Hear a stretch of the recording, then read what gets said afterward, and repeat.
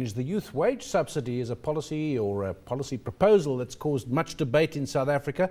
All the views being thrown around, we thought we'd discuss the issue in some detail, look at the viability of the subsidy with various experts. And we want to cross firstly now to Stellenbosch, where Neil Rankin, who is professor at the university, has done some work on this. Good morning to you first, Neil, and let's perhaps just set the scene for us on the wage subsidy. We know it's controversial. Perhaps you will bring the cool reason of an academic to the subject in summarising for us. Good morning, David. I'll try. So we know, like, over the past couple of years, youth unemployment has risen. It's risen by about 10 percentage points since the beginning of the financial crisis. And, you know, one of the things that has been driving this is that firms are just not employing young people. So one of the policy options on the table is this youth wage subsidy. And the idea is to subsidize part of the wages that young people earn to make it cheaper for companies to hire them.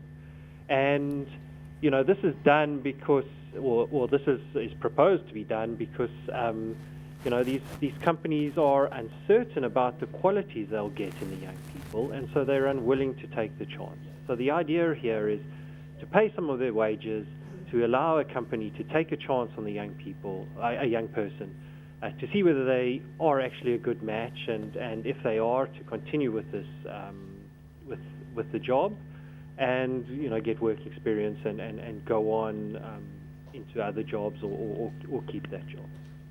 Neil, just to set the scene a little bit further, it all sounds uncontroversial what you've said. It sounds like common sense. Politically, there are objections, it seems to me, mainly from the unions who feel threatened at the lower end of the wage scale. Yeah, so I think to put this into context, one, these active labour market programs, which youth wage subsidy is part of, are actually quite a common labour market intervention across both developing and developed countries. So this is not an unusual thing. I think the controversy comes because certainly the unions fear that this subsidy will be used to substitute younger workers in the place of older workers. Yeah. Well, clearly there are strong views on both sides. We're also joined here in Johannesburg by Georgina Alexander, who's a researcher at the South African Institute of Race Relations, and Musi Mayamani, who is from the Democratic Alliance. Starting with you, Georgina. For or against the youth wage subsidy? We're against, but not in the conventional sense, I think. Well, there are pros and cons to youth wage subsidy. The pro of the subsidy is that it actually is an admission that there's something structurally wrong with the non-labour market. So that, in a sense, is a good way. It's going a long way to trying to fix the problem. It's a con in the sense that it's trying to cover up the underlying causes of what is really going on our labour market. So subsidizing businesses to employ youth is not going to fix the problem that we have within our labour market. It's going to be a drain on the fiscus, and it's not going to solve the problem. There are two solutions. Either we deregulate the labour market, which is not really going to happen, or we actually educate our young people to the level where they are able to enter the job market. You could say that's also not going to happen for a long time. Well, this is what we're battling now, and I think the major point is that education is absolutely essential. We have statistics that over 80% of those with a tertiary education are actually employed. So the logic then follows is if you skill your people up to a level that is appropriate for them to enter the labour market, we also have a skills shortage. So the fact of the matter, there are jobs there. We have no need to subsidise, and we just need to educate our people. Let's go to Musi Mayimani from the Democratic Alliance. Musi, I know that you're for, but tell us why. We're for it because exactly the point that has been made, we have a very chronic youth unemployment problem. Along with the same youth, generally the quality and the output of education doesn't always match our labour demands, which is a critical component when you consider the fact that vis-a-vis the issues of poverty, vis-a-vis the issues of young people, at 65% of young people being unemployed in that same age bracket, it's important that you put something that will stimulate the market in order to absorb these young people. We've never argued at any point that it will be a panacea for all unemployment problems. So in that sense, you're agreeing with Georgina. You're saying it's not the solution to the problem, but it's better than nothing. No, what we're arguing is that other interventions must continue. The issue of youth education is not one where we're saying we must steer away from it. We're saying a stimulus that comes into the economy.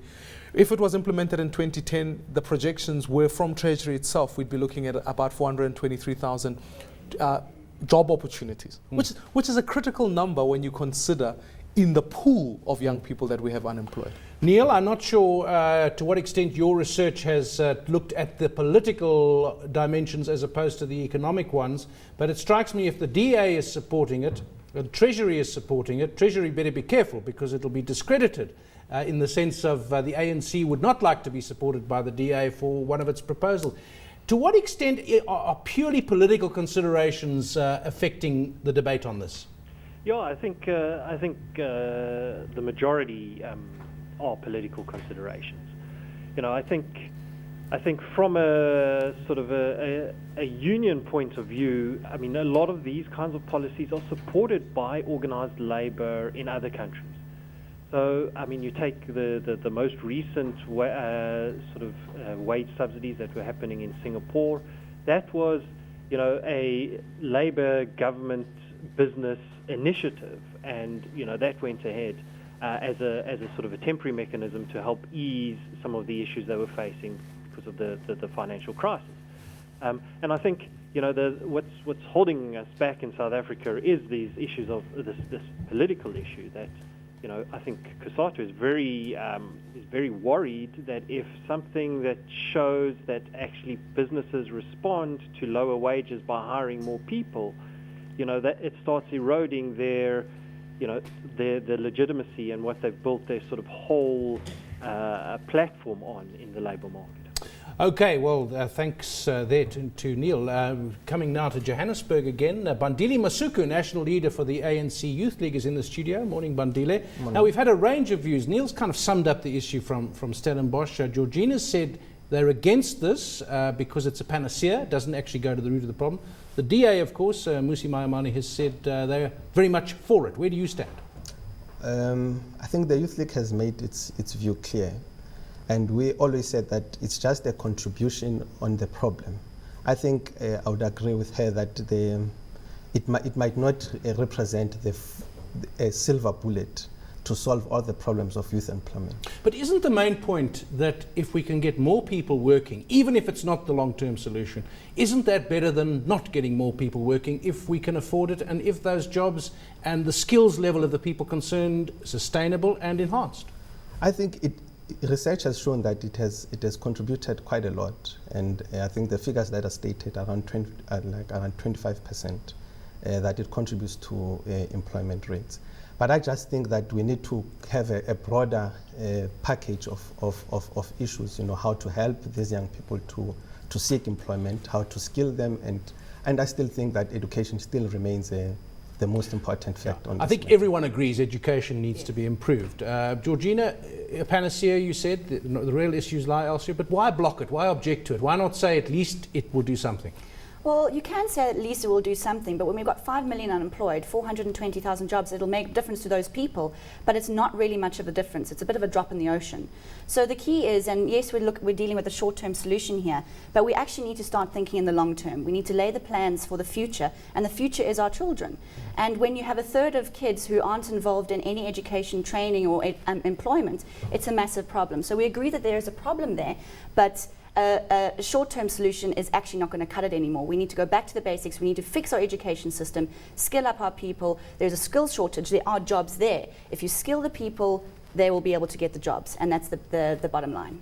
Musi, what prospects are there of this being adopted? Treasury supports it, as I said, rather flippantly, but there's a reality to this. You know, if the DA supports something, government might not want to do it. Well, I think equally so. When the dust settles, President Jacob Zuma announced it in his State of the Nation in 2010. I think in our latest budget speech, there was a form of a youth incentive that was in place. Instead, what the unions have gone out they're using different language. They're using a completely different language, and I think Treasury is best equipped. Our future in this country does not lie in forming big businesses who can employ labor. Big businesses don't create jobs.